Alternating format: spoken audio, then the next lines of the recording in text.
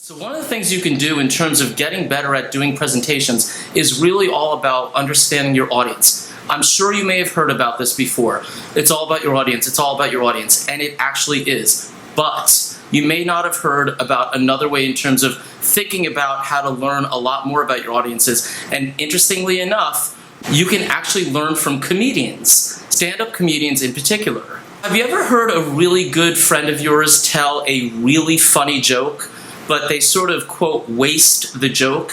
Why? Because even though it's a really good friend of yours and you really like them, they're not really all that funny, so they have completely ruined a really funny joke. Why did they do that? It's because of one simple thing. They messed up on the delivery of the joke, not about the content. You know, there's probably only a few things that are worse than someone who isn't funny trying to be funny.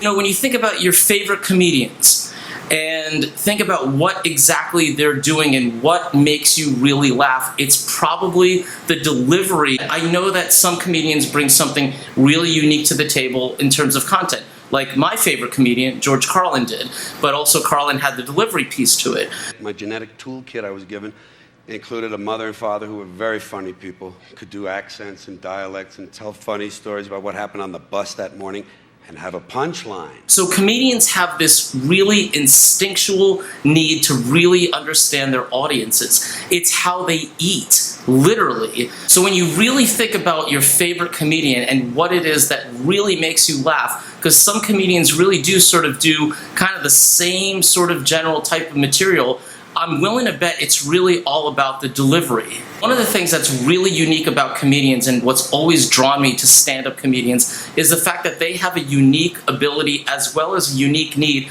to do something that, you know, honestly, even the best actors, the most famous actors don't have to do. Comedians have to understand their audiences in real time, and they have to, at times, adjust to particular needs. Watch this little clip from my favorite comedian, George Carlin. Do you say funny things, or do you see things funny?